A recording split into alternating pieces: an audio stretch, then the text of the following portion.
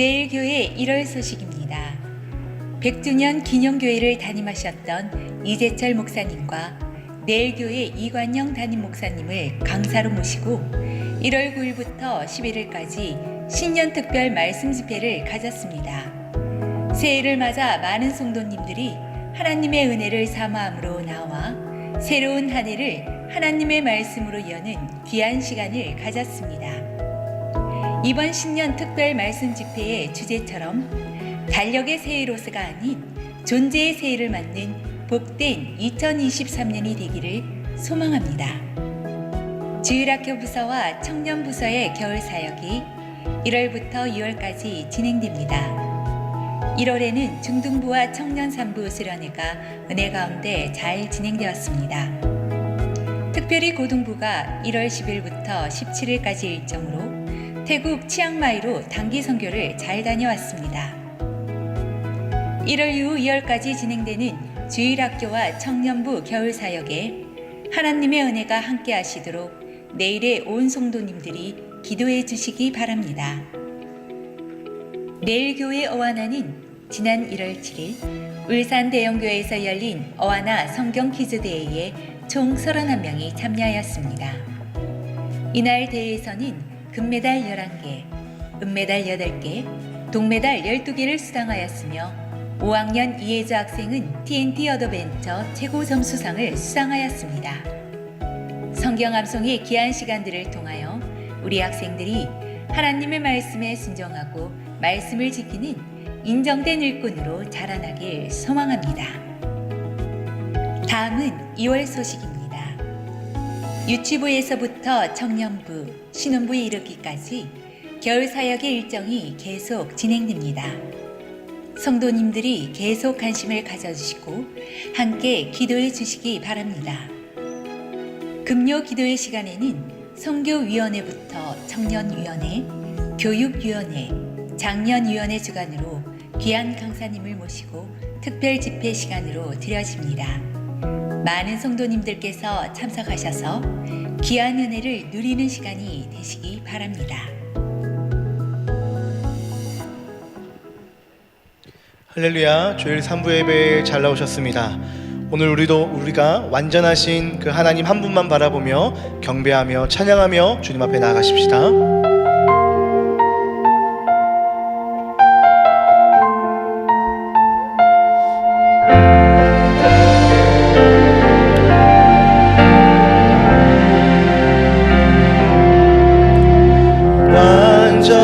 완전하신 나의 주, 의의 길로 난 인도하소서. 행하신 모든 일 주님의 영광 다 경배합니다.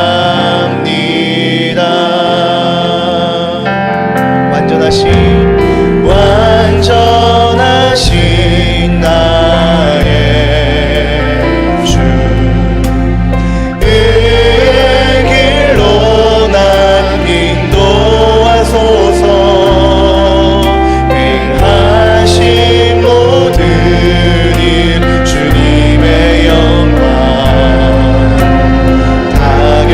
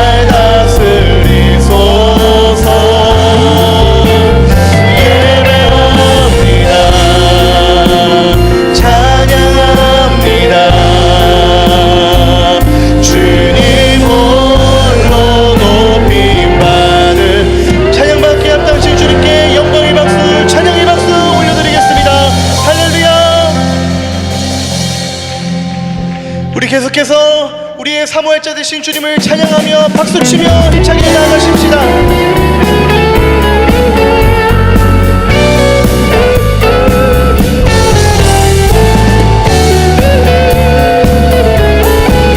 우리 주님 한 번만 사모하며 우리의 여호와님 되신 주님을 찬양합시다. 하늘 위에 주님 밖에 내가 사모할 자 이 세상에 없네. 내 맘과 힘을 믿을 수 없네. 오직 한 가지 그 진리를 믿네.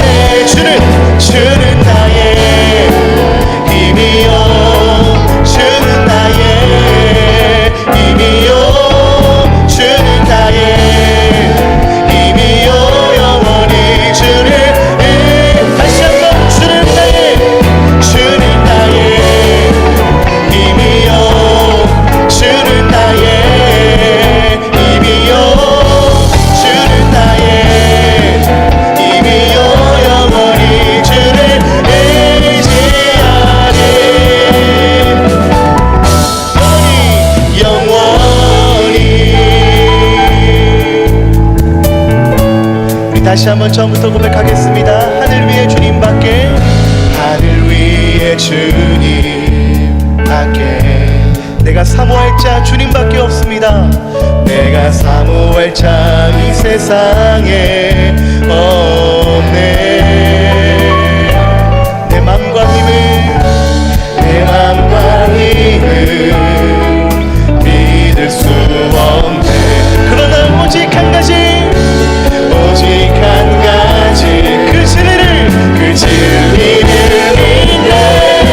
주는 나의 힘이요, 주는 나의 힘이요, 주는 나의 힘이요, 영원히 주를 주는 나의 힘이요, 주는 나의 힘이요, 주는 나의 힘이요, 주는 나의 힘이요, 영원히 주를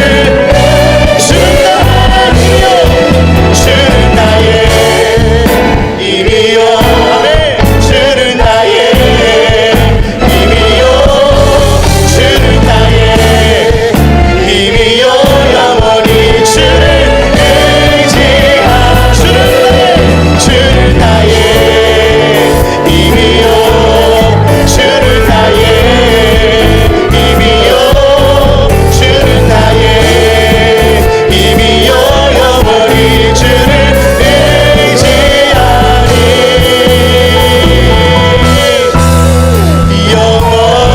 영원히. 우리의 힘이 되신 여호와 하나님 앞에 다시 한 번 더 영광의 박수, 찬양의 박수 올려드립니다. 할렐루야. 우리 다 함께 일어나셔서 우리를 충만하게 채우실 예수의 이름을 찬양하며 나아가십시다.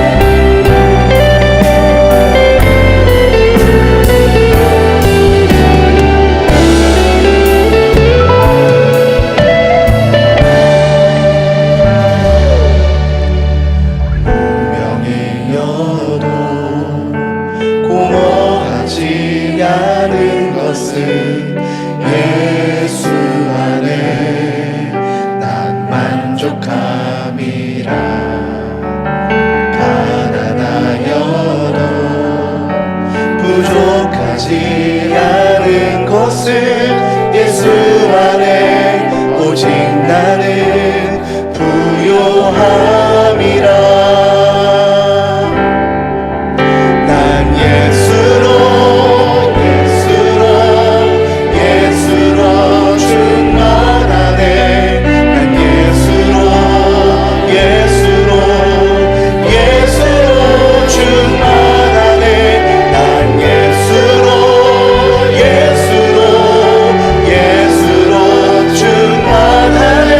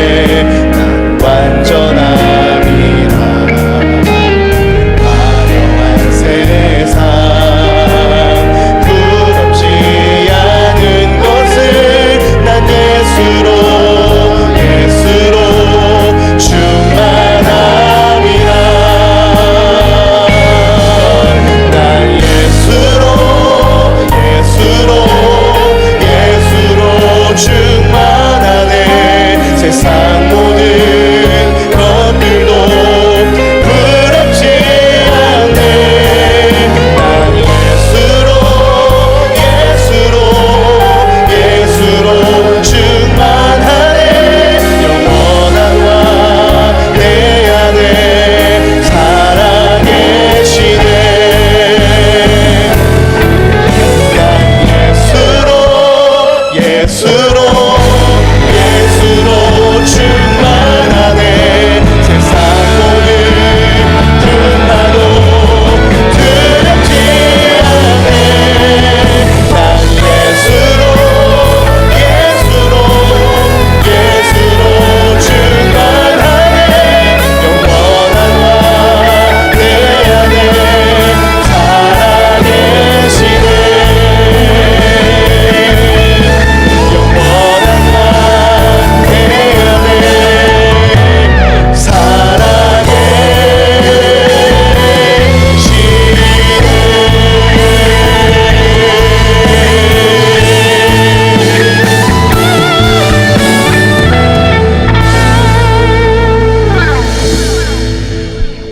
하나님은 영이시니 예배하는 자가 영과 진리로 예배할지니라.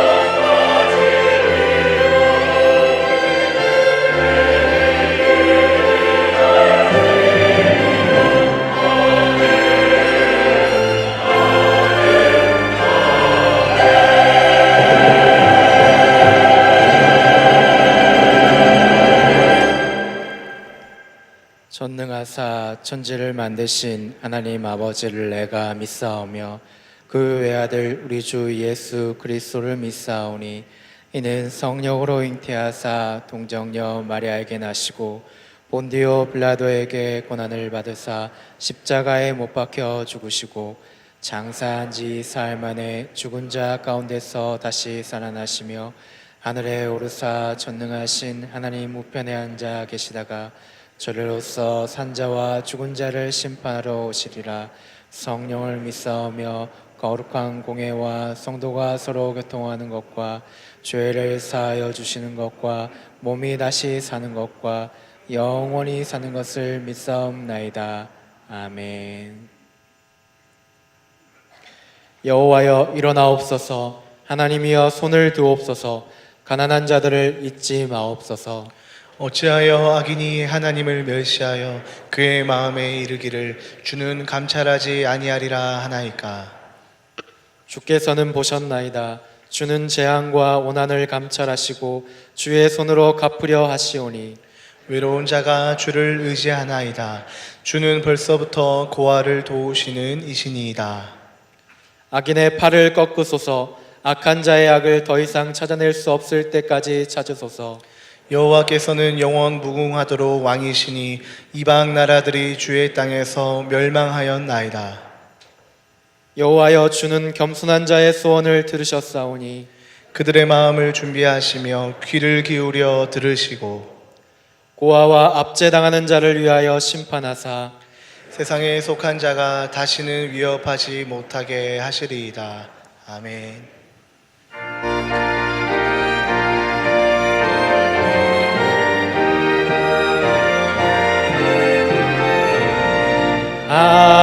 하나님의 크신 사랑 하늘에서 내리사 우리 맘에 항상 계셔 온전하게 하소서. 우리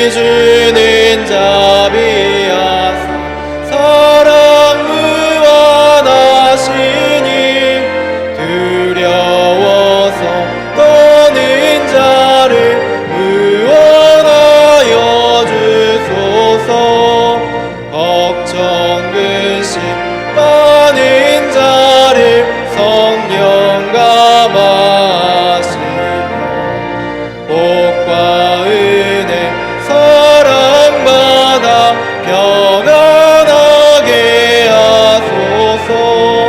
처음과 끝이 되신 주 항상 인도하셔서 마귀 유혹 받는 것을 속히 끊게 하소서. 전능하신 아버지여 주의 능력 주시고 우리 맘에 임하셔서 떠나가지 마소서. 주께 영광 항상 돌려 천사처럼 섬기며 주의 사랑 영영토록 찬송하게 하소서. 우리들이 거듭나서 의미 없게 하시고 주의 크신 구원받아 온전하게 하소서. 영광에서 영광으로 천국까지 이르러 크신 사랑 감격하여 경배하게 하소서.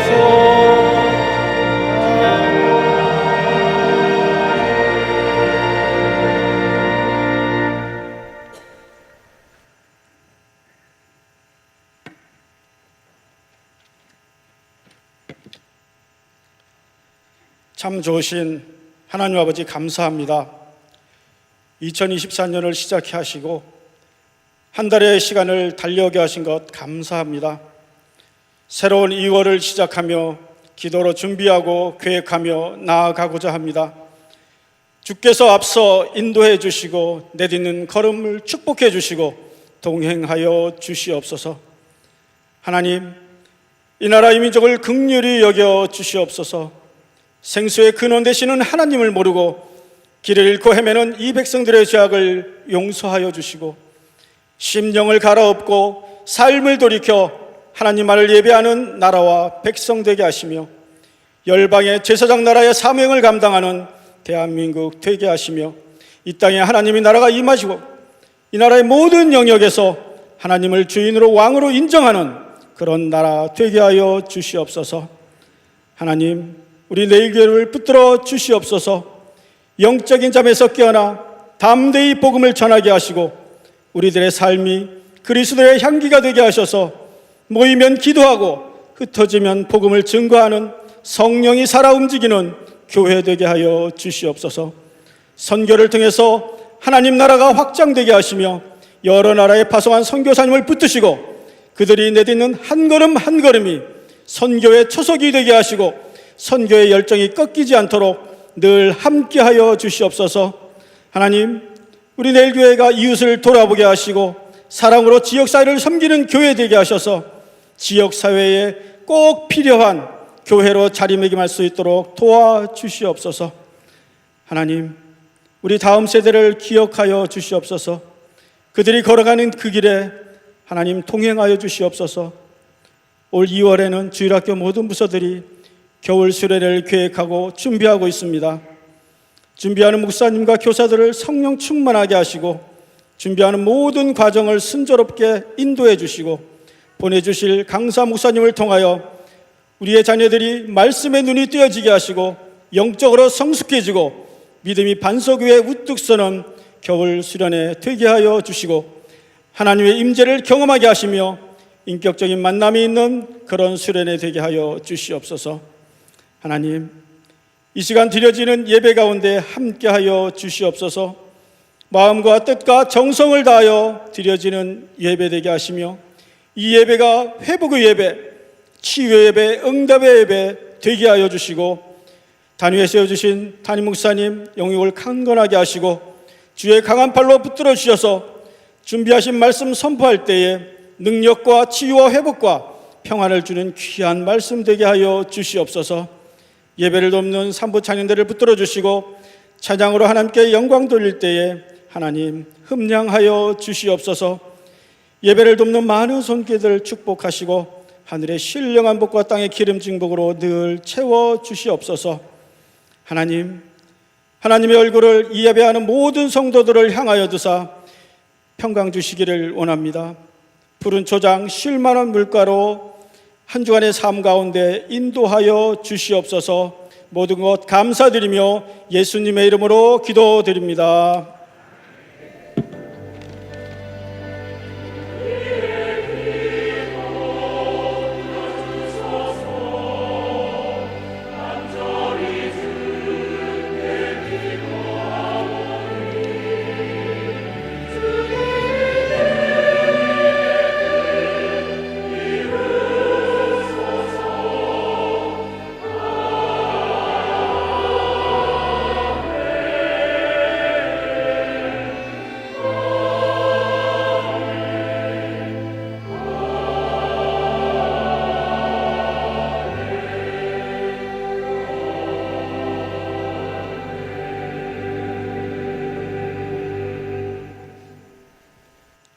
교회 소식 전해드리겠습니다. 주보를 참고해 주시기 바랍니다. 주일 광고입니다. 교회 내에서 마스크 착용이 2월까지 기존대로 진행됩니다. 유년부 겨울 성경학교가 오늘과 11일 토요일에 진행됩니다. 루디아 원래회가 있습니다. 안수 집사의 단합회가 있습니다.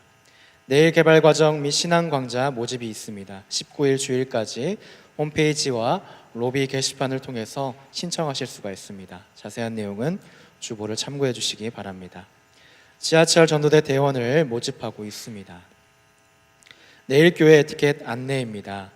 주보 삽지를 참고해 주셔서 함께 보시면 좋을 것 같습니다. 본당 로비 데스크와 교회 사무실에서 전교인 주차증을 배부하고 있습니다.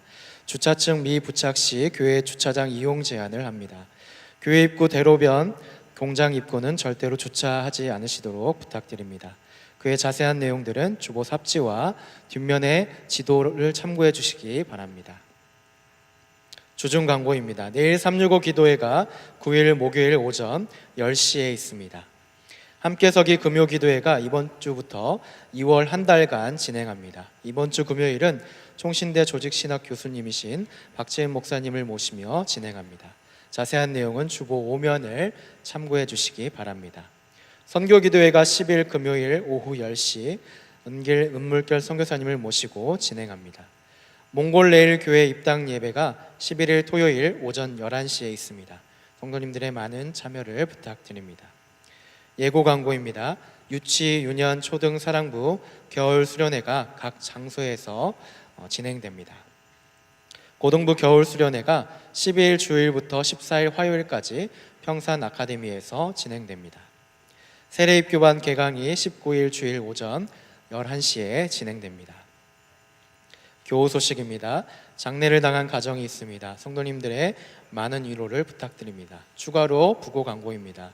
사랑일교구 520 예친의 정영희 전사님의 모친 되시고 518 조정호 집사님의 장모 되시는 고 장두리 권사님께서 2월 3일 금요일 소천하셨습니다. 내일 교회에서는 위로 예배를 다녀왔습니다. 성도님들의 많은 위로를 부탁드립니다. 나눔의 장입니다. 기아대책으로부터 희망둥지 위기 가정 긴급 생활지원금 명목으로 저희 내일 교회가 1,000만 원을 지원받았습니다. 담임 목사님 동정입니다. 담임 목사님께서 대구 수성로의 여전도회 연합회에서 주관하는 사경회 및 정기총회에 다녀오실 예정입니다. 위에서 기도를 부탁드립니다. 교역자 소식입니다. 소망 이교구를 담당하셨던 안송은 목사님께서 사임하시고 또 새롭게 담당하실 전송인 목사님께서 새로 부임하셨습니다. 사임하시는 분과 부임하시는 분들을 위해서 기도해 주시고 앞에 나와서 함께 인사하도록 하겠습니다. 차렷 인사.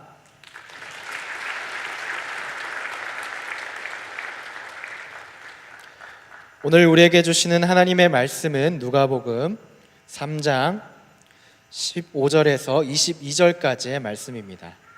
누가복음 3장 15절에서 22절까지의 말씀입니다. 신약성경 92면에 있습니다. 제가 15절부터 17절까지 봉독하겠습니다. 백성들이 바라고 기다림으로 모든 사람들이 요한을 혹 그리스도신가 심중에 생각하니 요한이 모든 사람에게 대답하여 이르되 나는 물로 너희에게 세례를 베풀거니와 나보다 능력이 많으신 이가 오시나니 나는 그의 신발끈을 풀기도 감당하지 못하겠노라. 그는 성령과 불로 너희에게 세례를 베푸실 것이요 손에 키를 들고 자기의 타작마당을 정하게 하사 알곡은 모아 곡간에 들이고 쭉정이는 꺼지지 않는 불에 태우시리라. 아멘.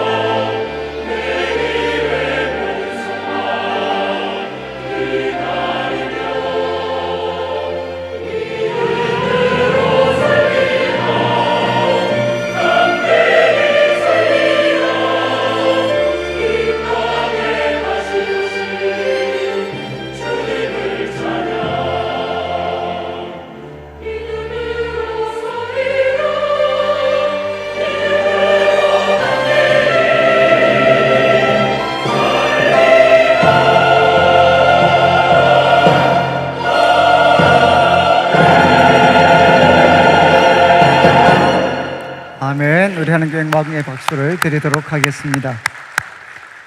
예, 먼저 좀 감사의 말씀은 우리 국제기아대책본부에서 이제 희망둥지 위기가정 그 지원 사업이 있는데 저희 교회로 이렇게 1,000만 원을 이렇게 지원해 주셔서 이제 교회 내에 좀 어려우신 분들을 도울 수 있도록 해 주셨습니다. 그래서 오늘 아마 예배 후에 우리 세미나실에서 간단한 우리 전달식을 우리가 갖게 됩니다. 그리고 이제 우리 안승은 목사님 이제 저희 교회 오신 지 한 8개월 정도 되셨는데 우리가 또 갑작스럽게 그 사임을 하게 된 것은 지금 어머님이 서울에 혼자 계시는데 건강이 많이 좀 안 좋아지셨습니다. 그래서 도저히 이제 그 대구에서 어머님을 좀 돌보기가 어려워서 우리 어머님 이제 계시는 서울 쪽에 가서 좀 섬길 수 있도록 좀 급하게 좀 자리를 구하게 됐습니다. 그래서 오늘 인사를 드렸는데 이제 서울 장충교회로 가게 되었는데 또 하나님이 공평하셔서 오늘 오신 그 우리 전송인 목사님은 또 장충교에서 오셨습니다.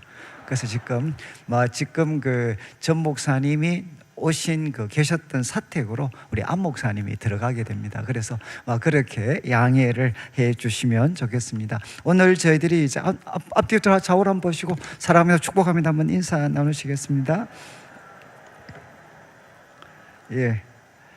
저희들이 그 누가복음에 있는 말씀을 이제 같이 이제 나누고 있습니다. 그래서 주보 3면을 여러분들이 한번 참조해 주시면 이제 그 박스 안에 그 3장 1절부터 20절까지는 이제 주의 길을 준비하는 이제 요한에 대해서 기록을 하고 있습니다. 그래서 이제 1절과 2절에서는 지난주 나누었던 것처럼 이제 하나님의 말씀이 빈들에 있는 요한에게 임했습니다. 그러니까 빈들에 있는 요한에게 하나님의 말씀이 임했고 또 3절부터 6절까지는 그래서 요한은 이제 사람들에게 그 죄 사함을 위한 회개 세례를 전했습니다. 그러니까 죄 사함을 위한 회개 세례를 전했고 그리고 7절부터 14절까지는 이제 요한에게 세례를 받으러 오는 그 무리들한테 이제 말씀을 전했는데 결국 핵심은 뭔가 하면 회개에 합당한 열매를 맺어야 된다. 그러니까 장차 올 심판이 있고 또 도끼가 나무 뿌리에 놓여 있는 긴박한 상황이기 때문에 바로 지금 회개에 합당한 열매를 맺어야 된다. 이렇게 도전을 했습니다.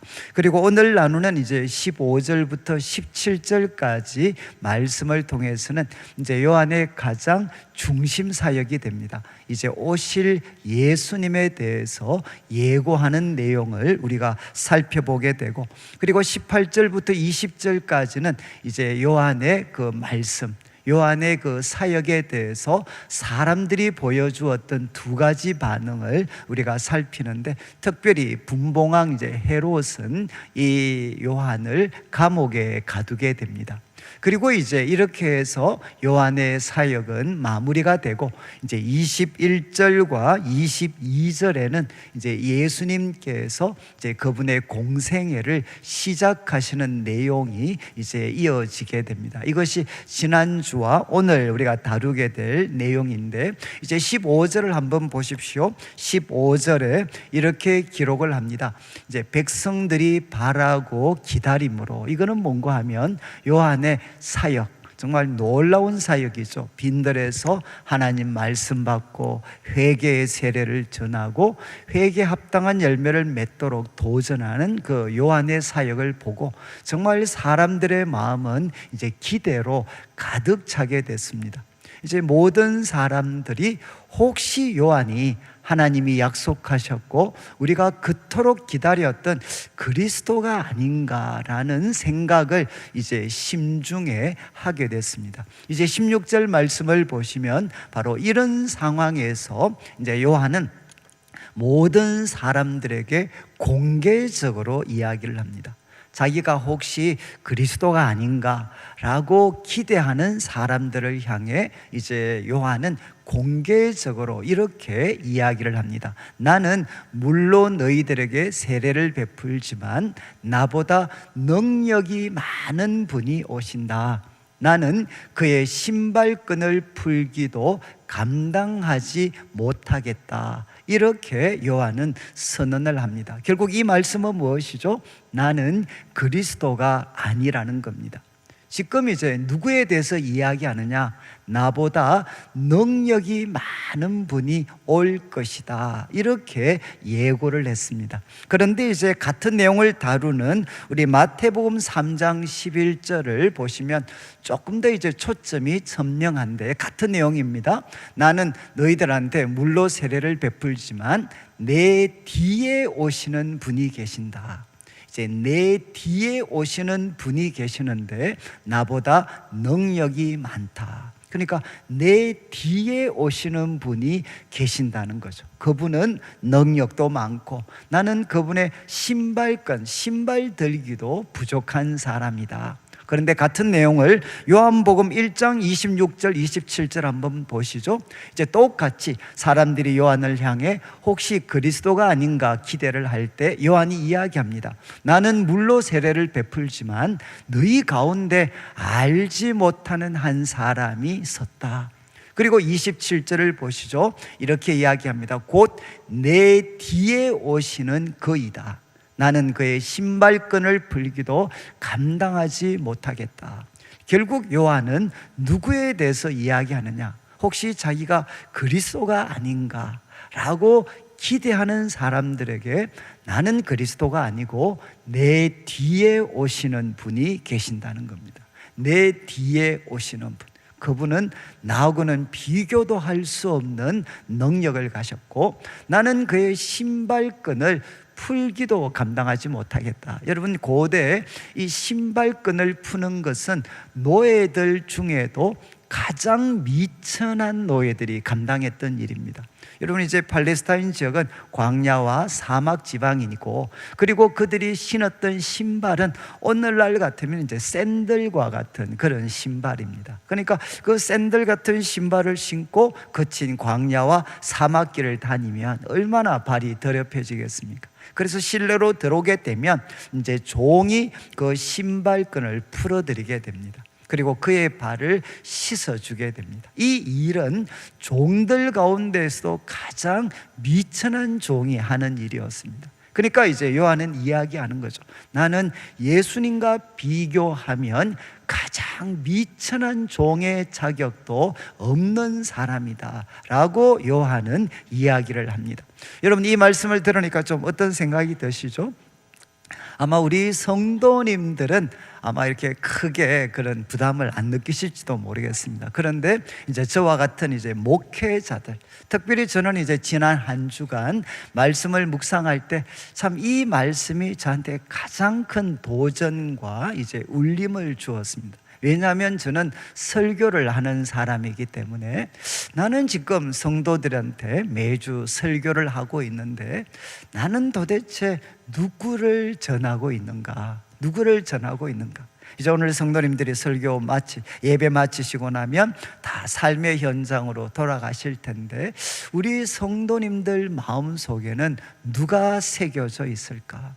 과연 내가 새겨져 있을까? 아니면 바로 뒤에 오시는, 우리 같으면 내 안에 계시는 예수님, 우리가 믿는 예수님이 우리 성도들의 마음속에 새겨져 있을까? 저는 참 지난 한 주간 동안 이 질문을 이렇게 하게 되었습니다. 그리고 제 설교를 돌아보면서 나는 지금 무엇에 대해서 설교를 하고 있는가? 특별히 오실 그분, 그러니까 우리가 믿고 그리고 또 우리 삶의 구원자가 되시는 예수님에 대해서 내가 말씀을 전하고 있는가? 아니면 그분에 대한 초점을 지금 내가 잊어버리고 있는가? 이 질문이 참 저를 이렇게 힘들게 했습니다.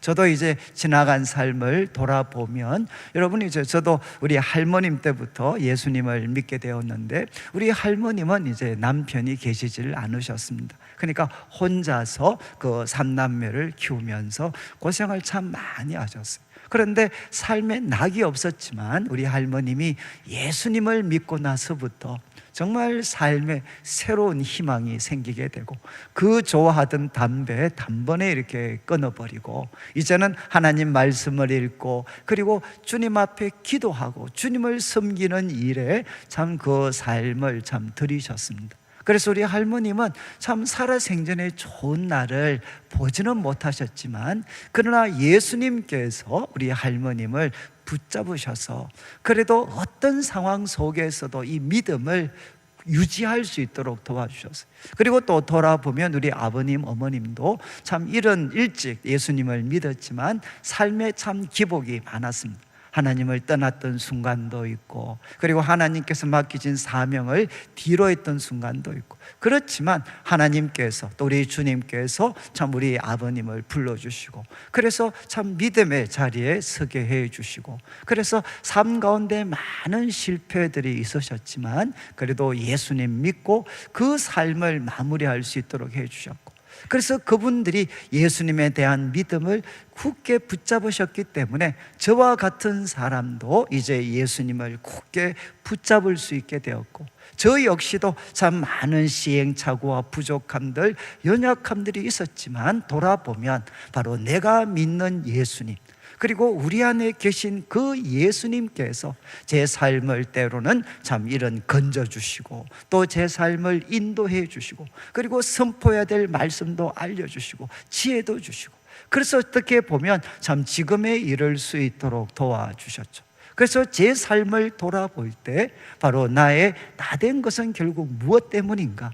과연 나의 수고와 노력 때문인가? 아니면 우리가 믿는 예수님, 내 안에 계신 예수님이 이 일을 이루셨는가? 여러분, 우리 성도님들께서는 지금 자신의 삶이 만족스러울 수도 있고 만족스럽지 못하실 수도 있습니다. 그렇지만 여러분의 삶을 지금까지 견디게 했던, 또 이 자리까지 이끌었던 것이 과연 누구의 어떤 하나의 누구의 역할이시죠? 여러분이 정말 성실하고 열심히 살았기 때문에 이 자리에 왔는가? 아니면 우리가 부족하지만 우리 안에 계신 예수님께서 붙잡아 주셔서 우리가 이 자리에 설 수 있게 하셨는가? 여러분, 제가 요즘은 가끔 이제 설교하는 게 참 마음에 힘이 들었던 순간이 있습니다. 그런데 이 말씀을 묵상하면서 왜 내가 참 설교하는 게 자꾸 힘이 들어졌나 라고 곰곰이 생각해 보니까, 여러분이 이제 내가 아는 것 이야기하면 여러분이 사람들이 어떻게 생각할까? 또 내가 아는 것보다 더 좋은 내용을 할 수 있는 많은 분들이 있는데, 그런 분들을 보면 초라하기도 하고 때로는 시기와 그런 마음들도 생길 수 있겠죠. 그런데 바로 내 안에 계신 예수님, 우리가 믿는 예수님에 대해서 말하기 시작하면 어떻게 되겠습니까? 우리가 부족해도 바로 우리가 믿는 예수님은 요한의 고백처럼 나보다 능력이 많은 분이시기 때문에 아무리 우리가 부족해도 우리 예수님은 우리들의 삶을 새롭게 하실 수가 있습니다. 그리고 남들이 볼 때 우리들의 삶이 형통한 것 같다 할지라도 내 안에 계신 예수님, 우리가 믿는 예수님에 대해서 말하기 시작하면 우리는 뭐라고 이야기할 수밖에 없느냐? 요한이 이야기한 것처럼 나는 그분의 신발끈을 풀 자격도 없습니다. 바로 나의 나된 것은 하나님의 은혜입니다 라고 고백할 수밖에 없죠. 저는 이제 이 말씀을 묵상하면서 저 자신도, 그리고 우리 성도님들도 이제 우리가 믿는 예수님, 우리 안에 계신 예수님에 대해서 더 많이 이야기할 수 있는, 더 많이 이야기할 수 있는 우리 성도님들이 되시면 좋겠습니다. 그런데 요한이 이제 이렇게 이야기한 다음에 오실 그 예수님께서 어떤 일을 하시느냐, 이제 두 가지를 대조하고 있습니다. 다시 한번 16절을 한번 비추어 주시면, 우리 16절에 이제 나는 물로 너희에게 세례를 베푼다. 그렇지만 오실 그분은 무엇으로 세례를 베풉니까? 성령과 불로 너희에게 세례를 베풀 것이다. 그러니까 오실 예수님은 성령과 불로 세례를 베풀 거라는 거죠. 자기는 물로 세례를 베풀었다는 겁니다. 근데 여러분, 이 성령과 불로 세례를 베푼다는 게 무슨 말인가? 앞에 이제 물이 나왔으니까 도대체 이것과 대조가 되는 것은 불인가?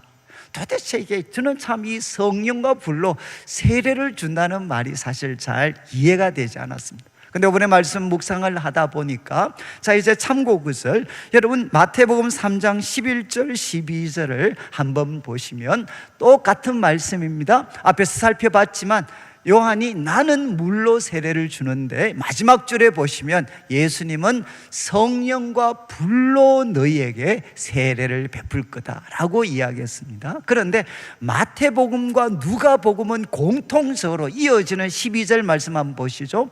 이 12절이 누가복음 3장 17절과 똑같은 내용입니다. 여러분, 성령과 불로 세례를 주는 그분은 무엇을 하시나? 손에 키를 들고, 이 키는 우리 옛날 우리 이제 시골 같은 데 가면 이 알곡과 쭉정이를 구분하기 위해서 이렇게 막 틀잖아요, 이렇게. 그래서 이게 키입니다, 키. 그래서 키를 가지고 곡식을 던져버리면 알곡은 거기에 떨어지고 쭉정이는 바람에 날려서 다 바닥에 떨어져 버립니다. 예수님은 키를 들고 무엇을 하시나? 타작마당을 정하게 해서 알곡은 모아 곡간에 들이고 쭉정이는 꺼지지 않는 불에 태우리라. 여러분, 이어지는 말씀에 불이 등장하죠. 꺼지지 않는 불에 태워버릴 거다. 마태복음과 누가복음에는 바로 이 구절이 이어지게 됩니다. 자, 그런데 마가복음 1장 8절을 한번 보십시오. 이제 마가복음 1장 8절은 똑같이 이 내용을 좀 더 간결하게 묘사합니다. 나는 너희에게 물로 세례를 베풀지만 그는 뭐라고 했습니까? 너희에게 성령으로 세례를 베풀리라. 무엇이 빠졌죠? 불이라는 말이 빠졌습니다. 그리고 이어지는 9절에도 알곡과 쭉정이를 구분해서 불로 심판하겠다라는 말씀이 빠져 있습니다. 여기에는 나는 성령으로 세례를, 그는 성령으로 세례를 베풀 거다. 그리고 요한복음 1장 33절도 한번 보시죠. 같은 내용을 요한은 이렇게 소개합니다. 나도 그를 알지 못했다. 예수님을 알지 못했는데 나를 보내어 물로 세례를 베풀라 하신 그이가 나에게 말씀하셨다. 성령이 내려서 누구 위에든지 머무는 것을 보거든. 그 다음 표현 보시죠. 그가 곧 성령으로 세례를 베푸는 분인 줄 알아라. 여러분, 예수님을 소개할 때 뭐라고 했습니까? 성령으로 세례를 베푸는 분이다. 그러니까 마가와 요한복음은 바로 불이라는 것을 빼놓습니다. 그렇지만 마태복음, 누가복음에는 성령과 불로 세례를 준다고 명기되어져 있고 두 복음서는 공통적으로 알곡과 쭉정이를 구분해서 쭉정이는 불로 태우는 내용이 바로 소개되어 있죠. 여러분, 제가 이렇게 좀 장황하게 말씀을 드린 것은 여러분, 예수님은 어떤 분이신가? 오실 그분은 어떤 일을 하시느냐? 우리를 성령으로 세례를 주시는 분이십니다. 그러니까 불이 메인 이미지가 아니고 성령입니다. 물로 세례를 베푸는 것과 대조가 되는 것은 성령으로 우리를 세례를 주시는 분이십니다. 여러분, 물로 세례를 주는 것은 무엇이죠? 사람을 물에 잠기게 하는 거죠. 그런데 물에 잠기게 하는 것으로는 그의 죄를 씻어주고 새 사람으로 할 수가 없습니다. 그런데 예수님은 어떤 일을 하시느냐? 우리로 하여금 성령 안에 잠기게 하시는 분이십니다.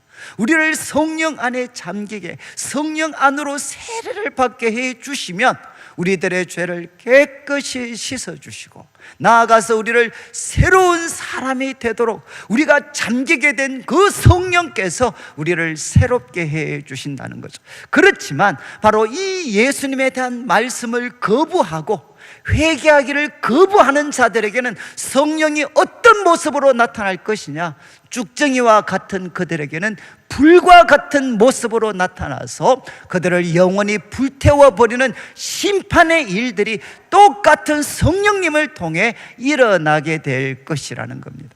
여러분이 이제 성령님은 그분을 믿는 모든 사람들을 어떻게 하시느냐? 성령으로 세례를 주시는 분이십니다. 그런데 우리가 몇 가지 좀 참고 구절들을 보면 이사야 32장 15절을 한번 보시죠. 이제 이사야서와 선지서에서는 여러분, 하나님께서 그리스도 메시아를 보내셔서 구원의 새로운 시대를 열 때 그 서막이 무엇이냐? 하나님의 새로운 시대는 무엇으로 시작이 되느냐? 15절 보시죠. 마침내 위에서부터 영을 우리에게 부어줄 것이다.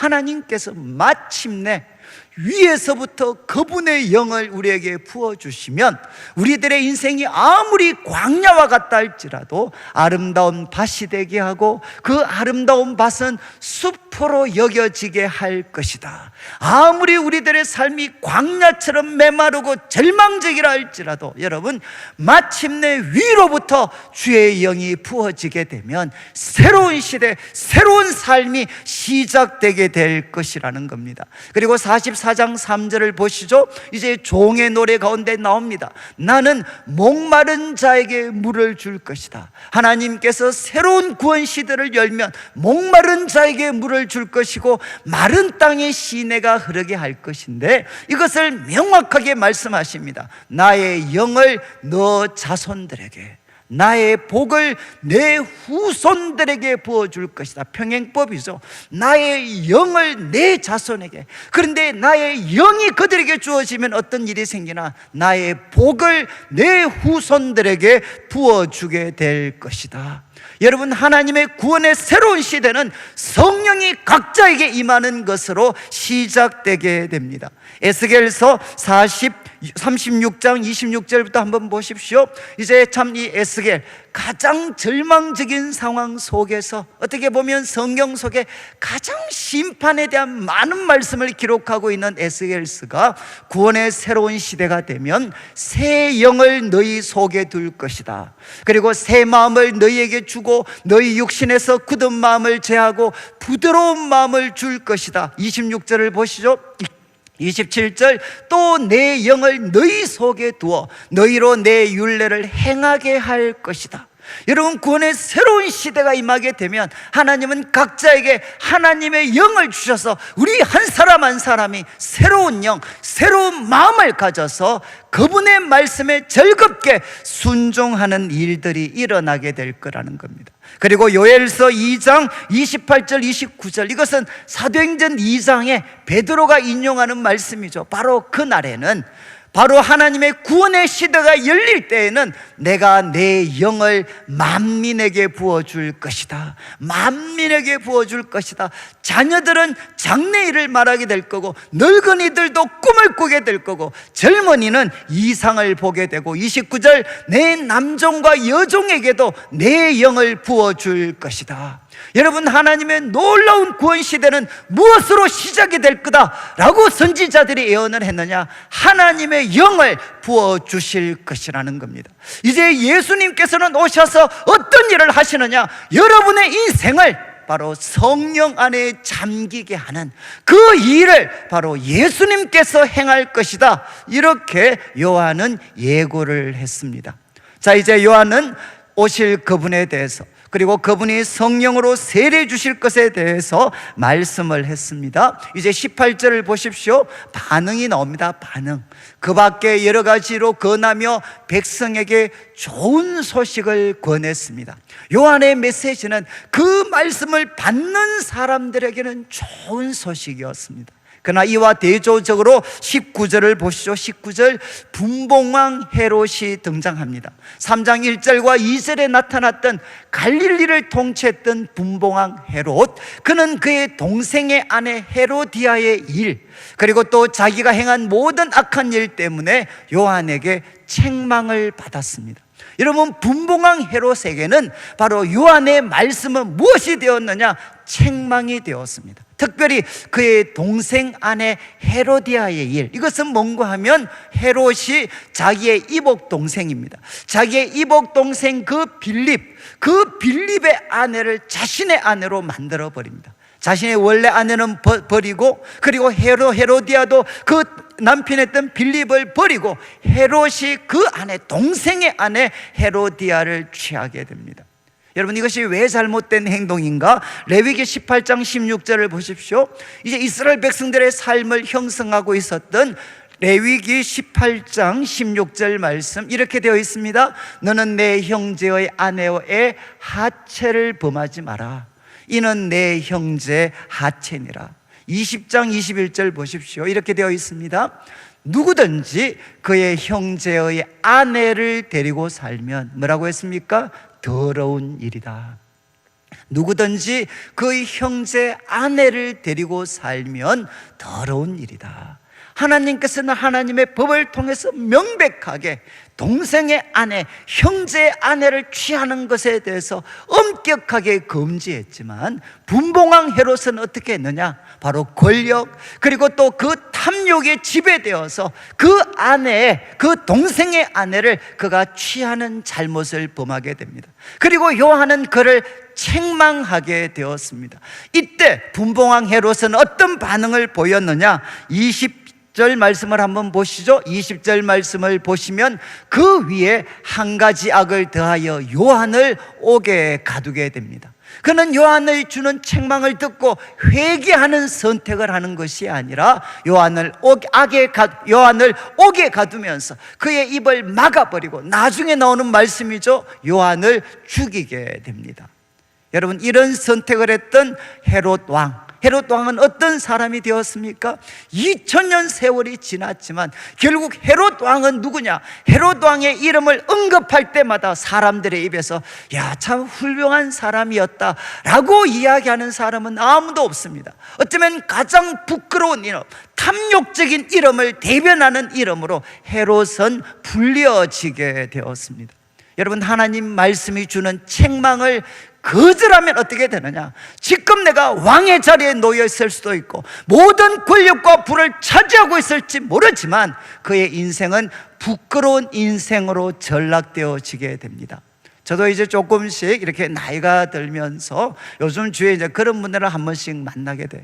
우리 어르신들이 80, 90이 가까워지셨습니다. 근데 이제 몸을 잘 가누지를 못합니다.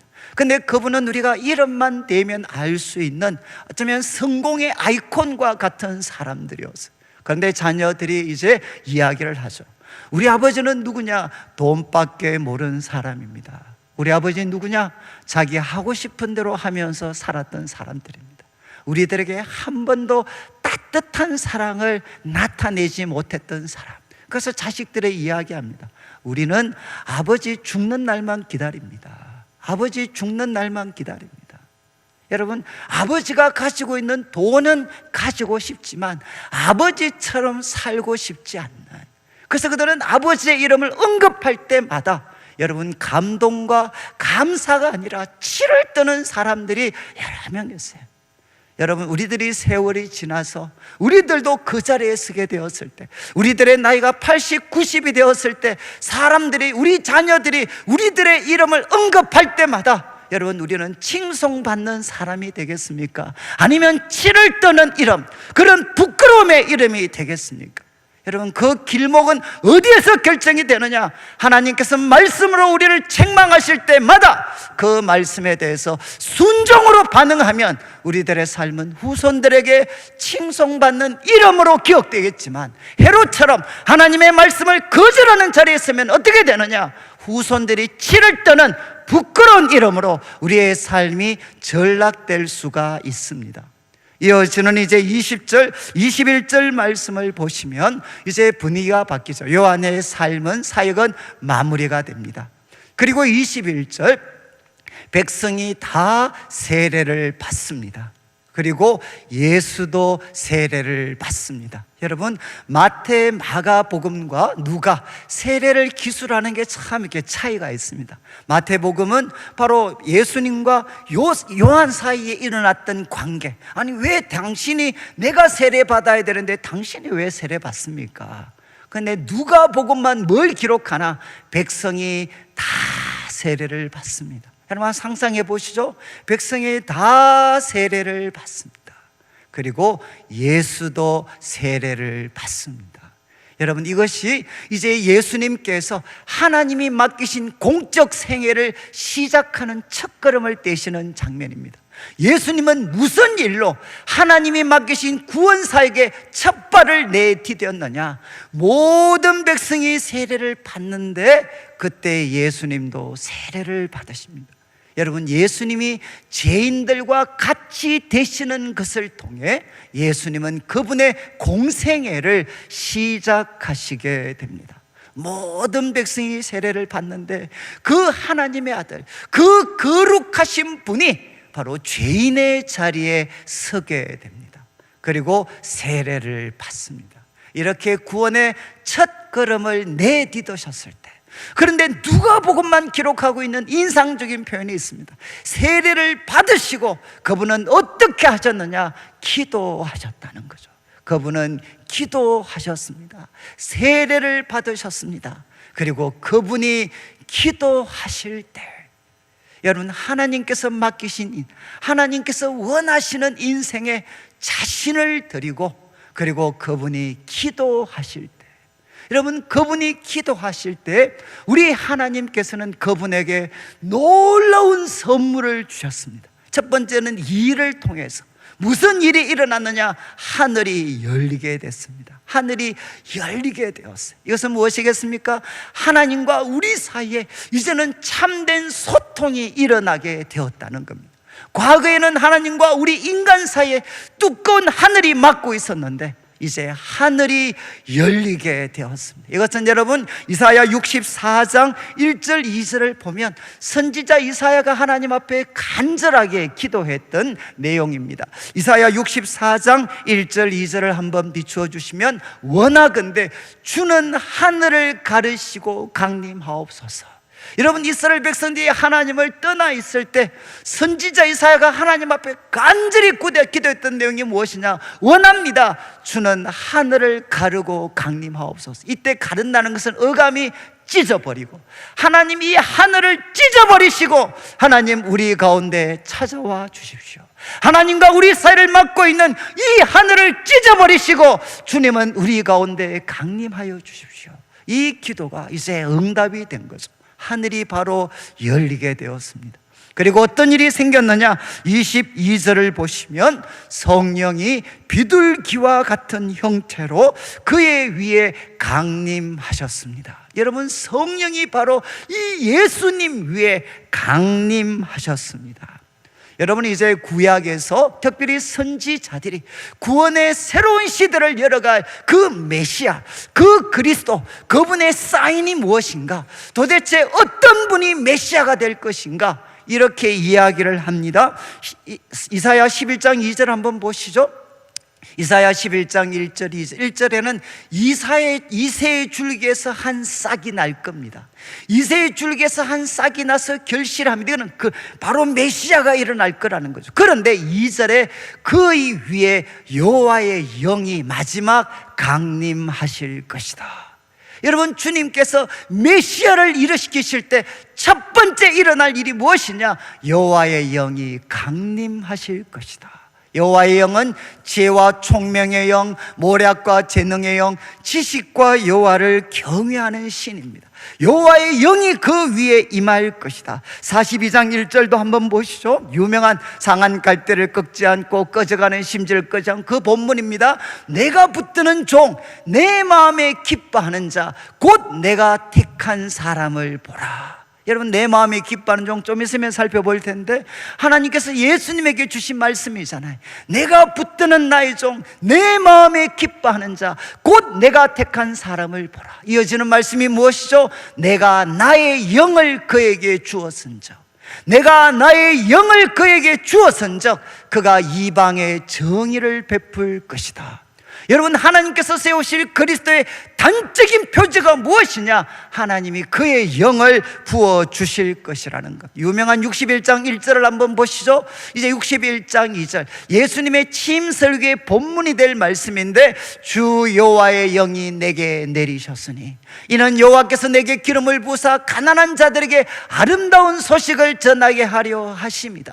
여러분, 바로 하나님께서 세우실 그 그리스도, 그 메시아는 어떤 분이 될 것이냐? 주 여호와의 영이 그에게 내리실 것이다. 이렇게 선지자들이 예언했고 그 일이 바로 예수님을 통해서 이루어지게 되었다는 겁니다. 그리고 이어지는 이제 22절 후반부를 보시죠. 문제는 하늘이 열리고 그리고 성령이 예수님 위에 임하였고, 이제는 소리입니다. 하늘로부터 소리가 납니다. 너는 내 사랑하는 아들이다.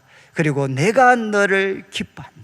여러분, 내 사랑하는 아들이다. 내가 너를 기뻐한다. 이것은 여러분이 이제 시편 2편 7편, 우리 자막을 한번 보시죠. 시편 2편 7편, 내가 여호와의 명령을 전하는데 여호와께서 내게 이르시되, 이스라엘의 왕을 세우실 때 하나님이 이렇게 말씀하셨어요. 이스라엘 왕을 향해 너는 내 아들이다. 오늘 내가 너를 낳았도다. 여기에 주님께서 예수님을 향해 너는 내 사랑하는 아들이다, 하나님께서 이스라엘 왕에게 꿈꾸셨던 가장 이상적인 그 모습이 이제 예수님 안에서 이루어지게 되었습니다. 그래서 하나님께서는 예수님을 보고 너는 내 사랑하는 아들이다. 그리고 이미 살폈지만 42장 1절도 한번 보시죠. 이사야 42장 1절, 내가 붙드는 나의 종, 그 다음에 무엇이 있습니까? 내 마음에 기뻐하는 자, 내 마음에 기뻐하는 자. 바로 이 말씀을 여기에 사용하셨습니다. 나는 너를 기뻐한다. 너는 내 사랑하는 아들이다. 그리고 나는 너를 기뻐한다. 여러분, 바로 세상을 구원하시는 첫걸음을 내딘 예수님에게 하나님이 주신 놀라운 선물은 무엇이었나? 하늘이 열려지고 그리고 성령이 비둘기 같은 모습으로 예수님에게 임했습니다. 그리고 그에게 말씀이 주어졌습니다. 하늘로부터 음성이 들렸습니다. 너는 내 사랑하는 아들이다. 여러분, 하나님과의 관계에서 예수님이 어떤 존재인지를 하나님이 확정해 주셨어요. 존재에 대한 확정입니다. 너는 내 사랑하는 아들이다, 내 사랑하는 딸이다. 존재에 대해서 확정해 주시고, 그리고 말씀하셨습니다. 나는 너를 기뻐한다. 이것은 존재가 아니라 사역이죠. 바로 예수님께서 하시려고 하는 이 사역, 이 일을 나는 너무너무 기뻐한다. 나는 너를 기뻐한다. 그분의 존재, 너는 내 사랑하는 아들이고 내 사랑하는 딸이고, 그리고 그분이 감당할 사역에 대해서 확정해 주십니다. 나는 너를 기뻐한다. 그 일의 첫걸음을 뗀 너를 너무너무 기뻐한다. 이렇게 하나님께서 말씀하셨어요. 제가 이 말씀을 참 잊을 수가 없는 것이, 제가 이제 88년도에 처음 이제 신학교를 가게 됐습니다. 신학교를 가서 첫 번째 이제 수련회, 우리 신학교도 수련회가 있습니다. 개강 수련회가 있는데, 그때 한참 훌륭하신 목사님이 오셔서 이 말씀을 가지고 설명을 하셨습니다. 설교를 하셨습니다. 그래서 이제 신학의 길에 들어선 저희들을 향해, 여러분 바로 예수님을 보십시오. 바로 이제 자신이 원하는 인생이 아니라 하나님이 원하시는 인생, 그리고 그 첫걸음을 내디뎠을 때 하나님이 원하시는 인생에 자신을 드리고, 그리고 하나님 앞에 기도했을 때 하나님은 놀라운 선물을 주셨습니다. 하늘이 열렸습니다. 하늘이 이제 열렸습니다. 하나님과 우리가 소통할 수 있는 그 길이 열렸습니다. 하늘이 열렸습니다. 그리고 이야기했습니다. 성령이 그분 위에 임하셨습니다. 그리고 하나님이 말씀을 주셨습니다. 존재에 대해서 너는 내 사랑하는 아들이다. 그리고 사역에 대해서 내가 너를 기뻐한다. 여러분, 하나님 말씀 사역에 자신을 드린 여러분이 바로 예수님에게 일어났던 일이 바로 여러분들에게 일어나기를 원합니다. 여러분, 여러분이 원하는 인생이 아니라 하나님이 원하시는 인생에 자신을 드리십시오. 그리고 여러분, 기도하십시오. 기도할 때 하늘이 열려지게 됩니다. 저는 이 말씀이 너무 뼈저리게 됐어요. 저도 모태신앙으로 자라서 태어날 때부터, 그리고 교회 속에서 자라고 성경을 배우고 그렇게 많은 수련회를 참석하고 기도했지만 언제나 하나님과 저 사이에는 두꺼운 벽이 막고만 있는 것 같았습니다. 근데 제가 한번 기도할 때 하나님께서 그 두꺼운 벽을 무너뜨려 주셨을 때 어쩌면 제 개인적으로 이런 일이 일어났겠죠. 바로 하늘이 열려졌습니다.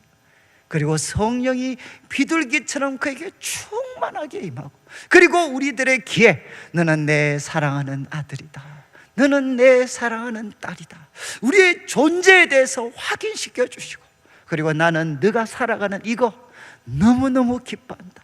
나는 네가 하는 일, 네가 하려고 하는 그 일, 나는 너무너무 기뻐한다. 바로 이 일이 바로 여러분들에게 일어나기를 원합니다. 저는 이제 이 말씀이 사실은 사역을 하면서 평생의 기도 제목이죠. 하나님, 제가 원하는 인생이 아니라 하나님이 원하시는 인생 되게 해 주십시오. 그리고 그 중심에 기도가 있게 하여 주십시오. 그리고 그 일에 내 자신을 드리고 기도할 때 하나님 하늘을 열어주셔서 이제는 하나님과 나 사이에 진정한 소통이 있게 하여 주십시오. 그리고 하나님, 저에게 성령을 부어 주십시오. 하나님의 능력, 하나님의 권세, 사랑, 지혜, 모든 것이 담겨져 있는 하나님의 성령을 부어 주십시오. 그래 여러분, 언제 우리가 가장 역동적이고 아름다운 삶을 살 수 있습니까? 우리들의 귀와 우리들의 영혼 속에 너는 내 사랑하는 아들이다, 너는 내 사랑하는 딸이다, 주님의 사랑의 음성이 우리들의 귀에 들려질 때, 우리들의 영혼 속에 울려 퍼질 때 우리는 가장 아름답게 살 수 있습니다. 그리고 우리가 하고 있는 일이 비록 사람들은 알아주지 않는 보잘것없는 초라한 일처럼 보이더라도 주님께서 우리에게 찾아오셔서 나는 너를 기뻐하노라, 나는 너를 기뻐한다, 주님께서 나는 너를 기뻐한다, 이 말씀해 주시면 우리는 모든 것을 참아낼 수가 있습니다. 오늘 말씀을 마무리하면서 저는 저도 그렇고 우리 성도님들도 그렇고 앞으로 우리 자신보다는 여러분, 우리가 믿는 예수님, 그리고 우리 안에 계신 예수님에 대해서 더 많이 말하고 생각하고 전달할 수 있으면 좋겠습니다. 그리고 또 한 가지, 여러분, 예수님은 누구신가? 우리들의 인생을 성령 안에 잠기게 만들어 주시는 분이십니다. 여러분, 우리 인생이 성령 안에 잠길 수 있도록.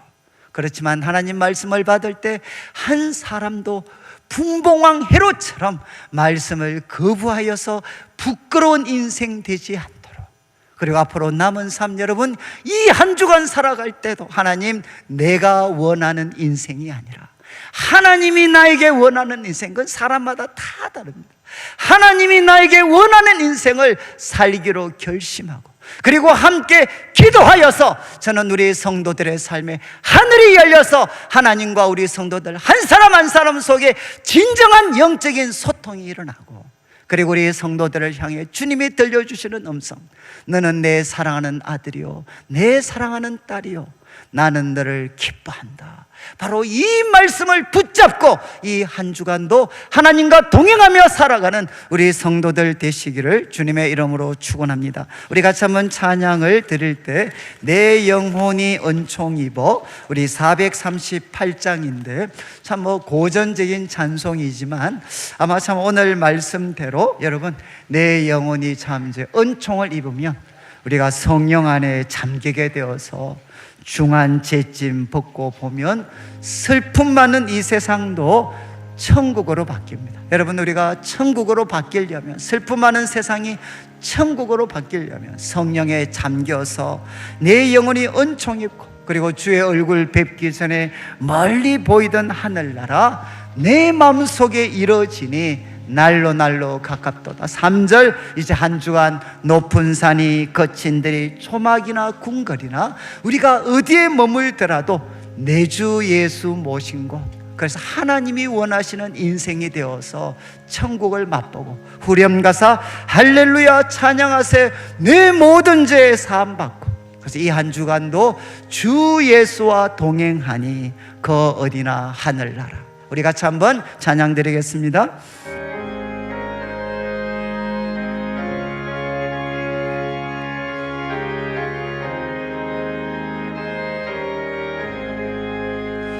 내 영혼이 은총 입어 중한 죄짐 벗고 보니 슬픔 많은 이 세상도 천국으로 와도다.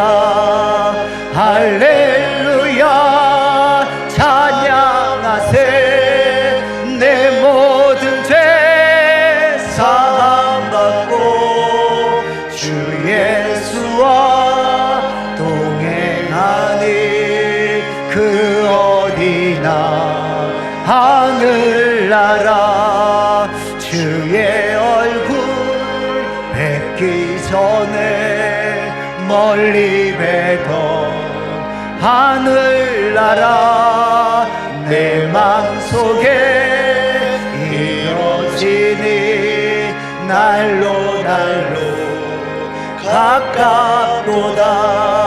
할렐루야 찬양하세, 내 모든 죄 사함받고 주 예수와 동행하니 그 어디나 하늘나라.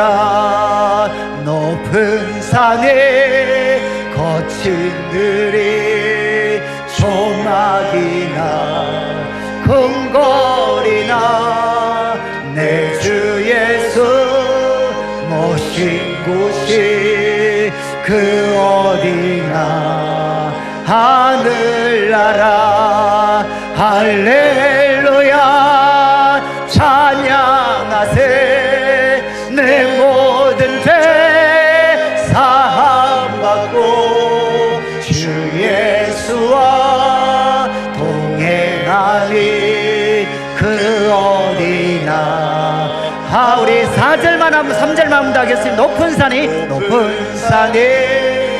거친들이 조막이나 궁궐이나 내 주 예수 모신 곳이 그 어디나 하늘나라 할렐루야 찬양하세 내 모든 죄 사함받고 주 예수와 동행하니 그 어디나 하늘나라. 우리 다 같이 일어나셔서 한번 짧게 기도드리겠습니다. 하나님, 제가 예수님을 믿습니다. 하나님, 저 성령으로 세례를 허락하셔서 제 인생이 성령 안에 잠기게 하여 주옵소서. 이 한 주간 살아갈 때 내가 원하는 인생이 아니라 하나님이 원하시는 인생에 내 자신을 드립니다. 그리고 기도합니다. 하늘을 열어주시고 성령으로 충만하게 하시며 저의 귀에 주의 사랑의 음성 들려주시옵소서. 합심해서 함께 한번 기도드리겠습니다. 하나님 아버지 감사합니다. 하나님, 오늘도 주님 앞에 나와서 주의 말씀 듣고 기도합니다. 내 영혼이 은총 입어 중환제짐 벗고 보니 슬픔 많은 이 세상도 천국으로 바뀌게 됩니다. 하나님 아버지, 우리 성도들 한 사람 한 사람, 하나님 아버지, 내 영혼이 은총 입어 성령 안에 잠겨지게 하시고 하나님이 원하시는 인생 살아가게 하여 주셔서 우리 성도들 한 사람 한 사람이 하나님 아버지여 주의 사랑의 음성을 듣고 하늘이 열려지고 주의 성령으로 충만하여질 수 있도록 하나님 도와주시옵소서. 하나님 아버지 감사합니다. 오늘도 사랑하는 성도님들 주님 앞에 귀한 예물 드립니다. 이 물질 속에 담겨져 있는 우리 성도님들의 눈물과 기도와 땀, 믿음과 사랑의 고백을 연락하시고 먼저 주의 나라와 의를 구하는 주의 백성들에게 약속하신 대로 모든 것을 더하여 주옵소서. 하나님이 한 주간 살아갈 때에도 하나님이 원하시는 인생 되게 하시고, 하나님, 우리가 기도할 때 성령 하나님 하늘의 문을 열어주시고 하나님 아버지 성령이 우리 성도들에게 임하여 주시며 우리 성도들의 귀에 주의 사랑의 음성 들려주시옵소서. 감사를 드리며 예수님의 이름으로 기도드립니다. 아멘. 지금 우리 주 예수 그리스도의 크신 은혜와 하나님 아버지의 극진하신 사랑과 성령 하나님의 감동 감화 위로하시고 교통하심이 하나님께서 원하시는 인생에 우리들 자신을 들여서 하늘이 열려지고 성령이 임하시며 우리들의 귀에 주의 사랑의 음성을 듣고 하나님과 동행하여서 그 어디나 하늘나라 누리며 살기를 다짐하는 모든 주의 백성들 위해 지금부터 영원토록 함께 있을지어다. 아멘.